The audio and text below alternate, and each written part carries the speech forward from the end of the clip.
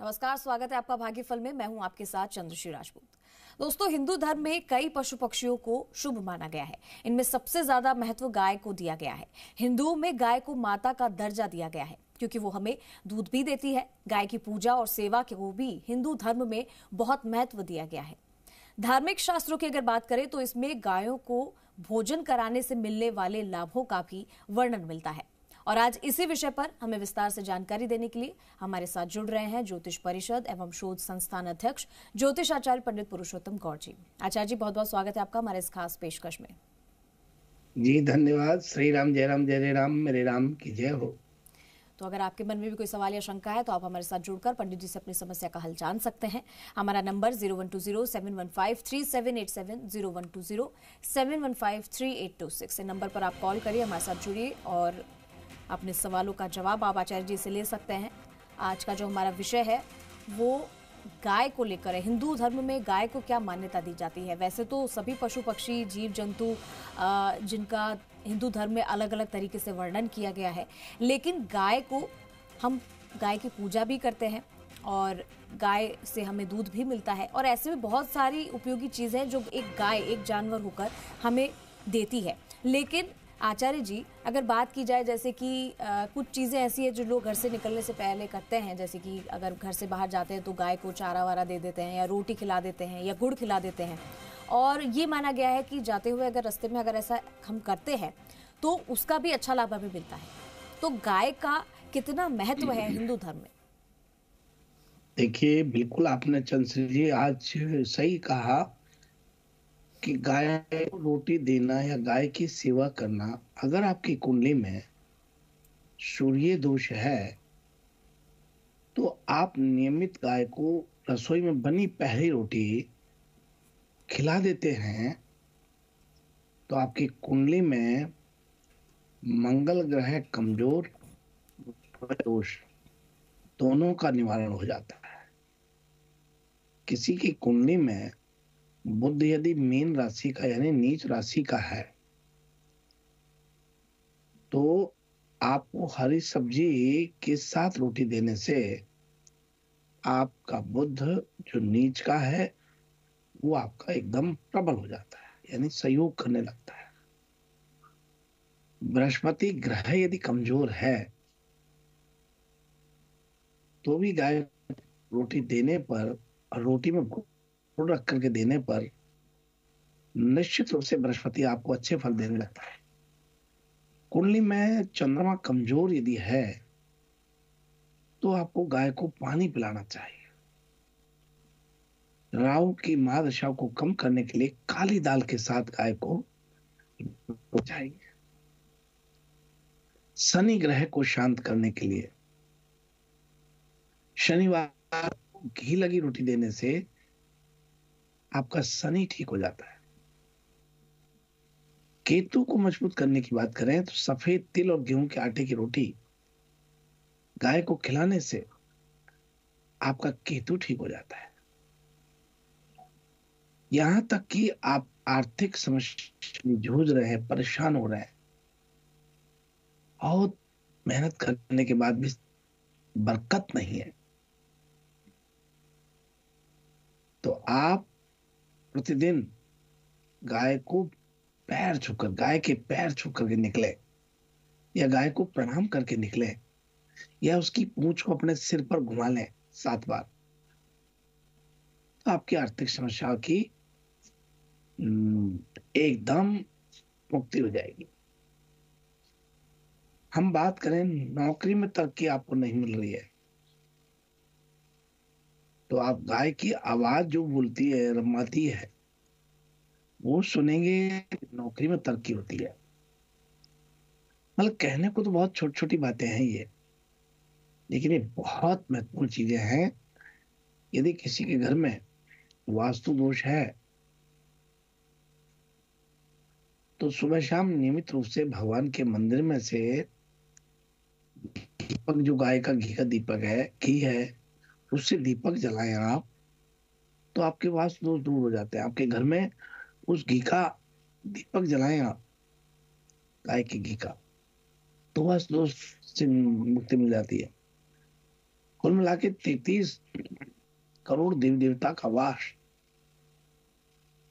गाय में। इसलिए गाय को सेवा और पूजा से जुड़े, हम गाय से संबंधित पूजा और सेवा की बात करते हैं, क्योंकि 33 करोड़ देवी देवता इसमें विराजमान होते हैं। धार्मिक शास्त्रों में गाय को भोजन कराने से कई प्रकार के लाभों का वर्णन मिला है। और में कई पशु पक्षियों को शुभ माना गया है। इनमें से सबसे ज्यादा महत्व गाय को ही दिया जाता है। और गाय माता का दर्जा दिया है क्योंकि हमें दूध देती है। गाय की पूजा और सेवा भी हिंदू धर्म में बहुत महत्वपूर्ण स्थान रखता है। जी बिल्कुल। और गाय को ना सिर्फ उसे गुड़ खिलाने से बल्कि उसकी पूजा भी हिंदू धर्म में की जाती है और सभी भारतवासी जो हैं वो गाय को बहुत महत्व देते हैं और इससे उन्हें बहुत अच्छा फल भी मिलता है। तो एक गाय को ना सिर्फ उससे कुछ पाना है इसीलिए उसकी पूजा कीजिए, बल्कि गाय एक जानवर भी है, उससे पहले देखिए और इस लिहाज से ही उसे गुड़ रोटी या कुछ भी अगर आप चारा देना चाहते हो तो आप जरूर दीजिए। हमारे साथ कुछ कॉलर्स भी जुड़ रहे हैं आचार्य जी, एक एक करके कॉलर्स को भी ले लेते हैं। पहला कॉलर जो हमारे साथ जुड़ रहा है, अपना नाम और अपना सवाल बताइए।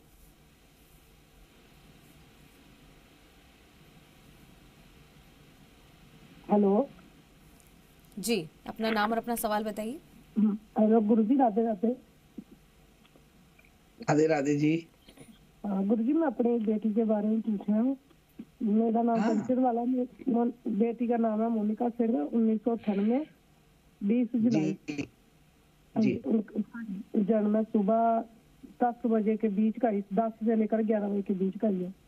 गुरुजी, इसको गुस्सा बहुत आता है और गुरुजी इसके बारे में ये बताओ कि इसका रिश्ता कब होगा? लड़का सरकारी जॉब वाला मिलेगा और कैसा मिलेगा? कब तक इसका रिश्ता होगा गुरुजी, ये बताओ मुझे। देखिए कंचन जी, इस बच्ची का रिश्ता 2025 में जाके बैठता है। ये बड़ी बच्ची है और बहुत संस्कारवान बच्ची है। आप इनसे पीपल के पेड़ में संध्या के समय एक गिलास में कच्चा दूध और उसमें चीनी मिश्रण करके में गोदलू वेला में पीपल में चढ़ाने के लिए कहिए। ये 47 डेज यानी 47 दिन करें, निश्चित रूप से इनका बहुत अच्छा रिश्ता 2025 में होगा। और ये आप जब भी करें तो माता बहन का जो 7 दिन का पीरियड होता है वो छोड़ देवें। 7 दिन नहीं करते हैं, 7 दिन ज्यादा कर देवें, 47 दिन कर देवें, अवश्य लाभ होगा। बहुत मंगल शुभकामनाएं। जी, इसी के साथ अगले कॉलर का रुख करते हैं। अगला कॉलर जो हमारे साथ जुड़ रहा है, अपना नाम और अपना सवाल बताइए। हेलो गुरुजी, प्रणाम जी मैं राजेंद्र बोल रहा हूँ। मेरी पत्नी के बारे में पूछ रहा था, उसकी तबीयत खराब रहती है।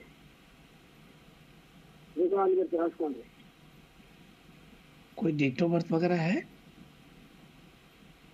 मैं तो याद नहीं है। अच्छा कोई बात सही नहीं है, मतलब तो जन्म पत्रिका लिखी हुई है आधार कार्ड में नाम मिलेगा। हाँ, आपका स्वागत है हमारे भागफल कार्यक्रम में। देखिए 7:34 पर आपने प्रश्न किया है। मीन लगन में इनका प्रश्न हो रहा है। बुध की महादशा है, राहु का अंतर है और बुध का प्रतंत्र है। ये बात थोड़ा नकारात्मक चल रहा है। नीच का चंद्रमा, आज वृश्चिक का चंद्रमा भाग्येश में है अभी इस समय, तो ये इनका भाग्य का लाभ नहीं हो रहा और स्वास्थ्य में कहीं कहीं परेशानी है और अभी रहेगी। इसलिए आप थोड़ा धैर्य रखें। 5/2024 से इनका स्वास्थ्य ठीक होगा। इनके ऊपर से 7 बार घुमा करके काले तिल, उसमें घी और बूरा मिश्रण करके और चींटियों को देना शुरू कर दीजिए संध्या के समय। अब आपको बड़ी मंगल शुभकामनाएं।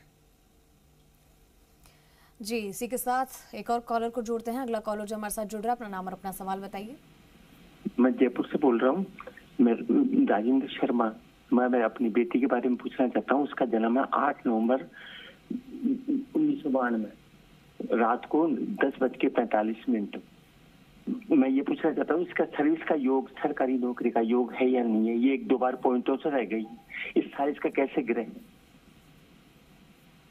आपका कार्यक्रम में बहुत स्वागत है और आपको बता दें कि मिथुन लग्न में जन्म हुआ है, सूर्य की महादशा है, शुक्र का अंतर है और शनि का प्रतंत्र है। मिथुन लग्न में जन्म हुआ है, ये बच्ची बहुत भाग्यशाली है और काफी मेहनती बच्ची है। जन्म है इनका जी 3 अप्रैल 2024 से समय काफी अनुकूल हो रहा है। यदि तब तक आप कर सकते हैं तो कृपा करके और संध्या के समय प्रतिदिन दीपक जलाना शुरू करवा दीजिए। ये इनके हित में रहेगा, बहुत ज्यादा हित में रहेगा। यदि आप कर सकते हैं तो ये कर दीजिए।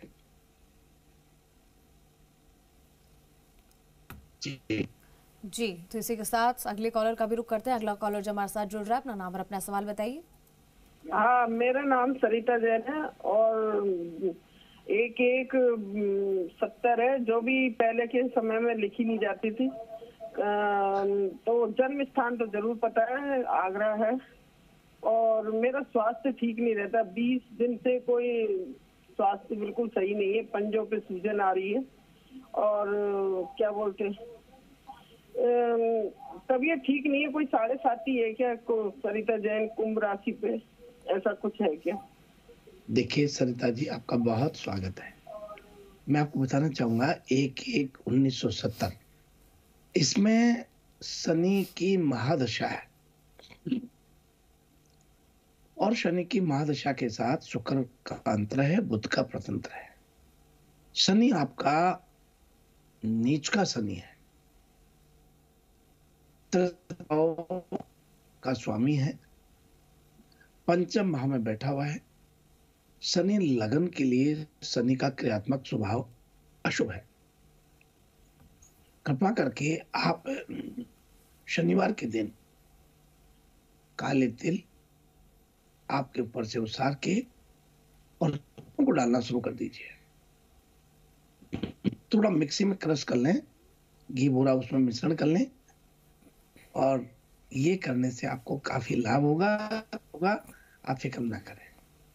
जी जी आचार्य जी, और वक्त हो गया है राशिफल का। एक नजर राशिफल पर भी डाल लेते हैं। आइए, सबसे प्रथम बात कर रहे हैं मेष राशि से।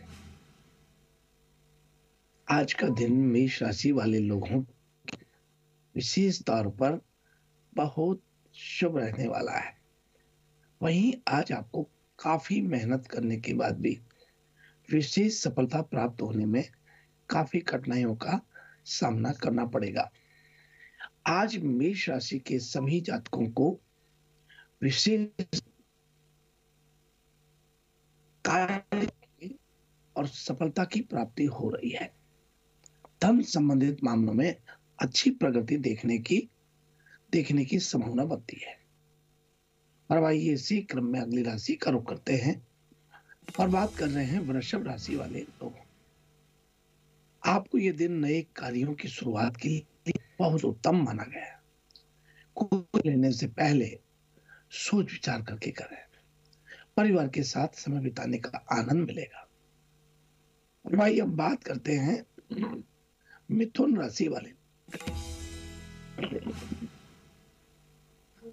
आज आप काम में लगने की जरूरत है। कार्यों में मेहनत और संपन्नता से सफलता मिलेगी। अपने व्यक्तित्व को बेहतर ढंग से व्यक्त करने का समय है।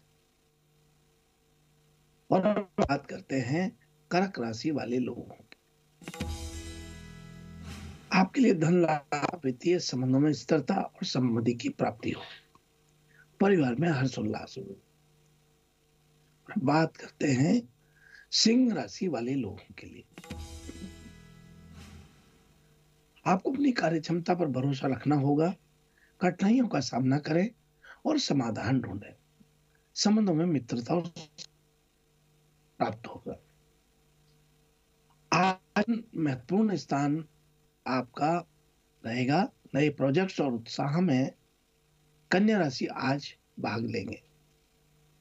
कन्या राशि के जातकों का आज काम क्षेत्र में सम्मान और प्रतिष्ठा मिलेगी। कन्या राशि के जातकों को आज व्यापार में निवेश करने से पूर्व बड़ा सोच करके करना चाहिए। और बात करते हैं तुला राशि वाले लोगों की। आपके लिए सामाजिक गतिविधियों में सक्रिय होने का समय है। सम्मान के मामले में वृद्धि होगी और स्थिति में सुधार हो। और अब बढ़ते हैं वृश्चिक राशि वाले लोगों के लिए। आज आपको धैर्य संयम से रहने की आवश्यकता होगी। अपने विचारों को खुले मन से व्यक्त करें, समस्याओं का समाधान ढूंढें। और मैं बात कर रहे हैं धनु राशि वाले लोगों के लिए। आपको यह दिन अपने लक्ष्यों की दिशा में काम करने का मौका मिलेगा। अपने संबंधों में समझौता करने की आज आवश्यकता पड़ सकती है। और अब इसी क्रम में बात कर रहे हैं मकर राशि वाले सभी। आपके लिए वृद्धि और सफलता का होगा।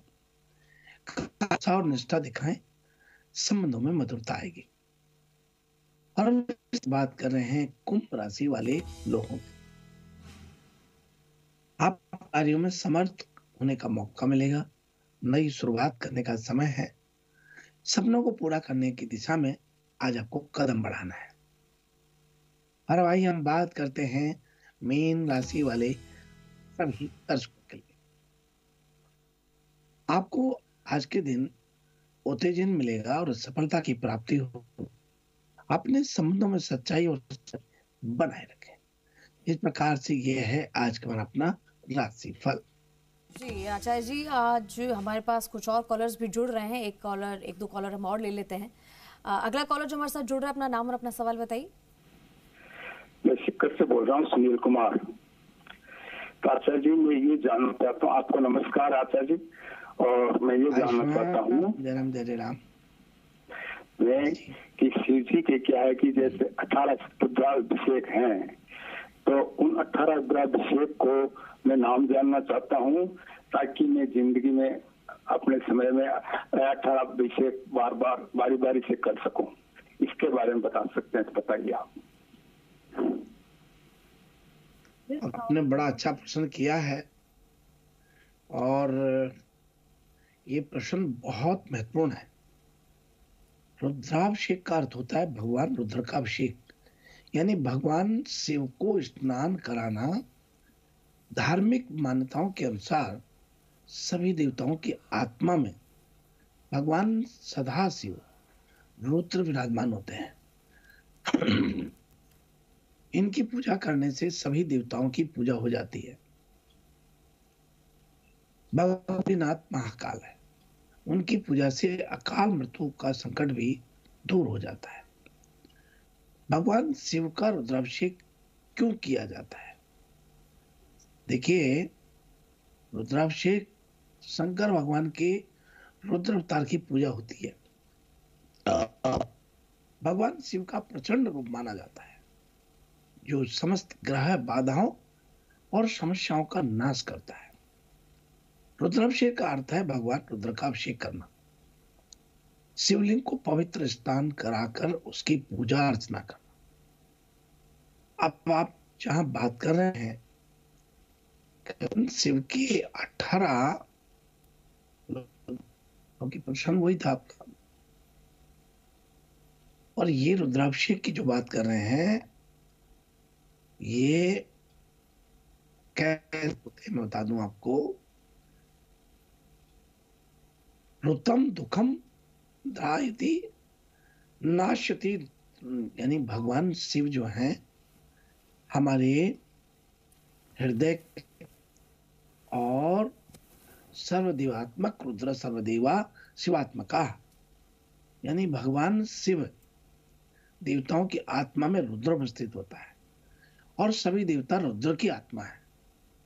हमारे शास्त्रों में विविध कामनाओं की पूर्ति के लिए रुद्राभिषेक का पूजन अनेक द्रव्य और पूजन सामग्रियों के साथ किया जाता है। अभिषेक पूजन विभिन्न विधि से करता है, मनोरथ को लेकर के करता है। तो पहला अभिषेक जो है रुद्राभिषेक के विभिन्न पूजन के लाभ बता दें आपको। पहला अभिषेक जल से, इससे वर्षा होती है। ऐसा रोग शांत करने के लिए उषा डाल करके रुद्राभिषेक करें। धन की प्राप्ति के लिए दही से रुद्राभिषेक करें। धन वृद्धि के लिए शहद घी से अभिषेक करें। तीर्थ के जल से अभिषेक करने पर मोक्ष की प्राप्ति होती है। और जल में इत्र डाल करके अभिषेक करने से बीमारी नष्ट होती है। पुत्र प्राप्ति के लिए दूध और संतान उत्पत्ति होकर के मृत यदि हो रही है तो फिर गौ का दूध से रुद्राभिषेक करें। रुद्राभिषेक से योगवान विद्वान संतान की प्राप्ति होती है। ज्वर के लिए शीतल जल गंगा जल से रुद्राभिषेक करें। सहस्त्र नाम मंत्रों का उच्चारण करते हुए घृतधारा से रुद्राभिषेक करने से वंश का विस्तार होता है। प्रेम रोग की शांति दुग्धाभिषेक से करें। शंकर मिले दूध से अभिषेक करने पर बुद्धि वाला भी विद्वान हो जाता है। सरसों के तेल से पर शत्रु पराजय हो जाता है। और शहद के द्वारा अभिषेक करने पर यक्ष्मा तपे दिक दूर हो जाती है। पातकों का नष्ट करने की कामना को लेकर के शहद से रुद्राभिषेक करें। पुत्र की कामना वाले व्यक्ति सकरा मिश्रित जल से अभिषेक करें। और ये सोमवार, प्रदोष, शिवरात्रि आदि पर्व के दिन मंत्र, गोधुग्ध या अन्य दूध मिलाकर के जो अभिषेक करते हैं उन्हें विशेष पूजा दही, घृत, शहद, चीनी अलग अलग चीजों से मिला के अभिषेक करने से लाभ होता है। जी। तो आज का जो हमारा विषय था वो बहुत ही आसान था, लेकिन अच्छा था विषय। लोगों को जानकर बहुत अच्छा लगा होगा। बहुत सारे लोगों को नहीं पता होता है कि एक जानवर की पूजा करने से, यानी कि खासकर हमारे हिंदू धर्म में जो गाय की पूजा की जाती है वो कितना महत्व होता है उसका। और साथ ही हमने बहुत सारे कॉलर से भी बात की। आचार्य जी हमारे साथ इस कार्यक्रम में जुड़ने के लिए आपका बहुत बहुत धन्यवाद।